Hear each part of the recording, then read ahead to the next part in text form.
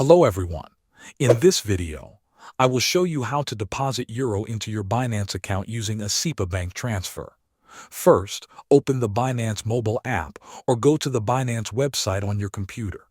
Make sure you are logged in to your account. Once you are inside your account, go to the wallet section.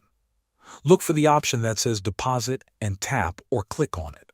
After that, select the currency you want to deposit. In this case, choose EUR, which stands for Euro. Now you will see a list of available deposit methods. Choose bank transfer using SEPA or SEPA Instant. The standard SEPA transfer usually takes a bit longer, while SEPA Instant can arrive within minutes depending on your bank.